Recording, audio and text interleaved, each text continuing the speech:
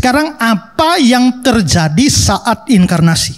Ingat ya, inkarnasi itu Allah yang jelma jadi manusia. Nah, salah satu sifat Allah itu tidak berubah. Coba lihat Maliaki 3:6, bahwasanya aku Tuhan tidak berubah. Yakobus 1 ayat 17, padanya tidak ada perubahan dan bayangan karena pertukaran. Jadi Allah tidak pernah berubah menjadi bukan Allah. Allah tidak pernah pensiun jadi Allah untuk sementara maupun seterusnya. Sekali Allah tetap jadi Allah. Karena itu saudara, waktu Allah menjelma menjadi manusia yang dikasih nama Yesus Kristus, kita harus paham bahwa dia tidak pernah berhenti jadi Allah. Ada orang pernah tanya saya begini, Pak Pendeta, saya tanya, mengapa Allah berubah menjadi manusia? Saya bilang pertanyaannya salah. Allah menjadi manusia itu berbeda dengan Allah berubah menjadi manusia. Seolah-olah tadi Allah, waktu Natal dia berubah jadi manusia sehingga bukan Allah lagi. Itu salah. Lalu bagaimana dengan Yohanes 1 ayat 14? Coba lihat. Firman itu telah menjadi manusia. Firman itu telah menjadi manusia. Kata menjadi di sini tidak boleh dipahami bahwa ada perubahan hakikat. Coba kalimat ini. Apa boleh buat nasi sudah jadi bubur? Waktu nasi jadi bubur, yang ada apa? Bubur. Nasi mana? Hilang. Sudah tidak ada lagi kan? Tinggal bubur. Nasi jadi bubur, nasinya hilang, tinggal bubur. Tapi Ezra jadi pendeta. Sekarang ada pendeta. Ezranya di mana? Hilang. Kalau hilang terus yang ngomong sama saudaranya siapa? Ya kan? Berarti waktu nasi jadi bubur, nasinya hilang tinggal bubur. Tapi waktu Ezra jadi pendeta, Ezranya tidak hilang, tetap ada, hanya ketambahan pendeta. Akhirnya menjadi pendeta Ezra. Nah, Allah menjadi manusia itu harus dipahami seperti Ezra jadi pendeta, bukan seperti nasi jadi bubur. Tadi dia Allah saja, satu hakikat. Tapi waktu dia lahir dan inkarnasi terjadi, dia ketambahan manusia. Tapi Allahnya tidak hilang. Maka dia Allahnya tetap, sekarang ketambahan manusia. Maka dia Allah dan manusia. Itu kristologi kita, ya. Sekarang lihat contoh kedua, ayat kedua. Kristus Yesus, Filipi 2 ya. Kristus Yesus yang walaupun dalam rupa Allah, tidak menganggap kesetaraan dengan Allah sebagai milik yang harus dipertahankan, melainkan telah mengosongkan dirinya. Nah, kata masuk mengosongkan diri ini, bahasa Yunaninya kenoo, dari situ kenosis. Mengosongkan diri. Banyak orang salah paham dengan ayat ini. Seolah-olah tadinya Yesus full, dan waktu dia jadi manusia, dia mengosongkan dirinya, sehingga tadinya Allah sekarang menjadi bukan Allah. Lah, kalau begitu Allah bisa berubah menjadi bukan Allah dong? Tidak, bukan artinya seperti itu ya. Nah, saya mau kasih jelaskan sedikit. Coba lihat next, Filipi 2 ayat 5-6. Kristus Yesus yang walaupun dalam rupa Allah. Saudara perhatikan ayat itu ya. Dalam rupa Allah. Sebenarnya Alkitab Indonesia waktu menerjemahkannya kekurangan satu kata. Coba lihat bahasa Inggris King James. Who being in the form of God. Ada dalam rupa Allah. Terjemahan Indonesia tidak ada kata ada. Harusnya ada. Maka harusnya terjemahannya begini. Kristus Yesus yang walaupun ada dalam rupa Allah. Nah, ada ini penting. Karena kata Yunaninya huparkon. Huparkon itu adalah sebuah keberadaan yang tak bisa berubah. Oke, saya tanya. Bagaimana membuat handphonemu menjadi bukan handphonemu? Gimana? Jual. Ya kan? Bagaimana bikin mobilmu menjadi bukan mobilmu? Sumbang. Ya. Bagaimana bikin pacarmu menjadi bukan pacarmu? Putusin dia. Tapi bagaimana membuat mamamu menjadi bukan mamamu? Pecat dia. Yang kau pecat itu siapa? Mama. Bunuh dia. Yang kau bunuh itu mama. Sangkal dia. Yang kau sangkal itu mama. Jadi bagaimana bikin mama stop jadi mama? Tidak bisa. Itu huparkon. Nah, Yesus itu huparkon Allah. Huparkon itu tidak berubah. Maka Yesus itu Allah tidak bisa berubah menjadi bukan Allah.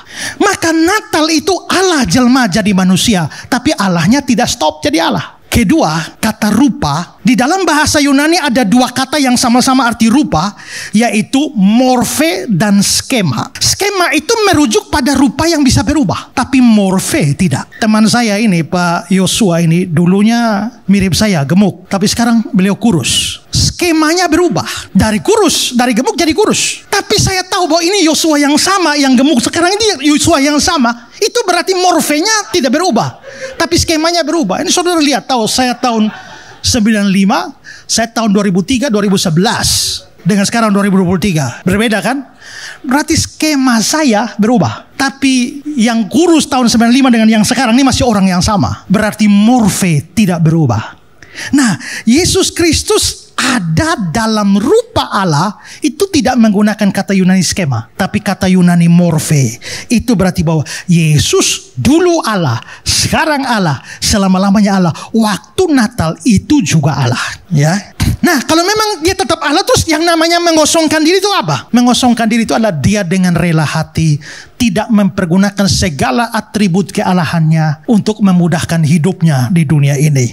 Sebagai Allah dia maha hadir, hadir di mana-mana. Tapi dia mengesampingkan kemahahadiran itu sehingga akhirnya dari sini ke mau ke sana harus pakai keledai, dari sana ke sini mesti naik perahu. Kan mestinya hilang saja lenyap kan bisa, tapi dia nggak pergunakan itu. Sebagai Allah dia maha tahu. Tapi dia tidak pergunakan kemahatauan itu sehingga dalam sejumlah kasus dia menjadi tidak tahu. Contohnya dia tidak tahu kapan hari kiamat. Matius 24 ayat 36.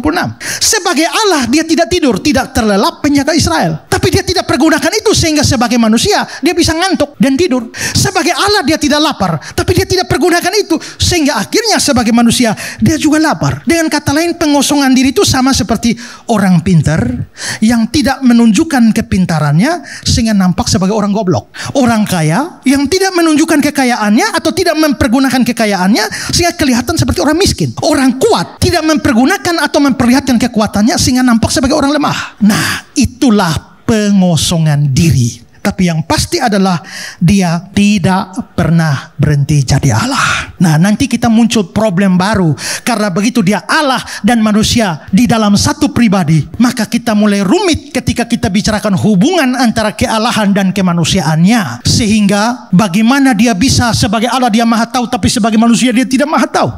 Bagaimana sebagai Allah dia maha hadir, tapi sebagai manusia dia tidak maha hadir. Nah, itu butuh pembahasan khusus. Waktu orang Islam tanya, waktu Allah, Yesus itu kalau Yesus Allah, ya. Waktu Yesus jadi manusia, surga kosong dong. Saya jawab, enggak dong. Kan ada Bapa, ada Roh Kudus. Kedua, Yesus datang sebagai manusia, tapi sebagai Allah dia tetap maha hadir. Jadi dia masih di surga dong. John Calvin bilang Yohanes 1 ayat 1, pada mulanya firman, firman itu adalah Allah. Ayat 14, firman itu menjadi manusia dan diam di antara kita. Tapi ayat yang ke-18 dibilang anak tunggal Allah yang ada di pangkuan Bapa. Sehingga John Calvin berkata, anak Allah meninggalkan surga dengan cara sedemikian rupa tanpa meninggalkan surga. Itu kemahahadiran. Tapi ya, lain kali baru kita bahas relasi antara kealahan Yesus dan kemanusiaan Yesus. Ya, nanti termasuk sampai pada kematiannya. Orang tanya, Allah kok bisa mati? Enggak lah, Allah nggak bisa mati. Yang mati manusianya. Berarti Allah nggak maha kuasa dong? Kok bisa mati ya? Sekarang saya tanya kamu ya, Allahmu maha kuasa? Maha kuasa. Maha kuasa itu apa? Bisa melakukan apa saja? Iya. Sekarang saya tanya, kalau Allah mau mati bisa tidak? Kalau Allah mau mati dan tidak bisa mati, dia nggak maha kuasa. Tapi Allah saya mau mati, tapi karena kealahan itu identik dengan ketidak bisa matian, maka dia jelma jadi manusia supaya bisa mati. Dan itulah Natal. Jadi sebenarnya merayakan Natal itu penting. Kenapa?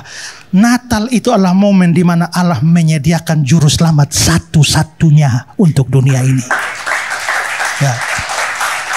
Makanya waktu merayakan Natal kita harusnya bersuka cita. Dunia bersuka cita, kita bersuka cita. Kita punya juru selamat. Tapi kalau kita punya juru selamat tapi tidak menerima juru selamat, biar Natal ada, kau tetap masuk neraka. Maka Natal dunia disediakan juru selamat, tapi kita mau menyambut juru selamat itu dalam hati kita, sehingga kita diselamatkan dari kebinasaan kekal. Tuhan memberkati kita. Syukur kepada Tuhan. Jelang tahun kedua, Yayasan Karya Bakti Esra Solo terus berkiprah dan semuanya tidak terlepas dari segala bentuk dukungan dari saudara-saudari simpatisan di seluruh pelosok negeri, bahkan di luar negeri. Karena itu kami begitu bersuka cita dan bersemangat dalam melayani. Dukungan saudara berupa dana telah memberkati begitu banyak pekerjaan Tuhan yang dipercayakan melalui yayasan kami. Pembangunan gedung sekolah Bioba yang masih dalam proses pengerjaan, perluasan wilayah pelayanan mobil pintar dengan dibukanya satu pos baca baru di daerah Kabupaten Kupang dengan jumlah anak binaan kurang lebih 50 orang anak. Program rutin mingguan Esra Solo menjawab. Program ini sudah menjawab sekitar 1.200-an pertanyaan selama 120-an episode berjalan. Penyaluran bantuan sosial berupa bantuan kesehatan, pendidikan, sembako, material pembangunan, dukungan dana bagi pelayanan hamba-hamba Tuhan dan gereja. Dan dengan segala fasilitas broadcasting dan multimedia yang cukup memadai, Yayasan Karya Bakti Esra Solo terus berupaya menjalankan visi dan misi pemberitaan Injil dengan cara yang lebih kreatif dan menarik melalui pembuatan film rohani lokal bertajuk Bukan Sebatang Toge yang akan segera tayang sebagai salah satu sarana penyebaran Injil yang efektif di era digital saat ini. Jika saudara diberkati dengan pelayanan kami dan rindu untuk terus mendukung pekerjaan Tuhan, jadilah berkat dengan menyalurkan persembahan saudara melalui nomor rekening yang tersedia. Setiap persembahan saudara akan digunakan sesuai kebutuhan pelayanan dan operasional yayasan. Tidak kata terbaik yang dapat kami sampaikan selain limpah terima kasih. Mari terus berkarya dan berbuah bagi Tuhan dalam setiap pekerjaan yang baik bersama Yayasan Karya Bakti Esra Soru. Allah Tritunggal memberkati. Shalom.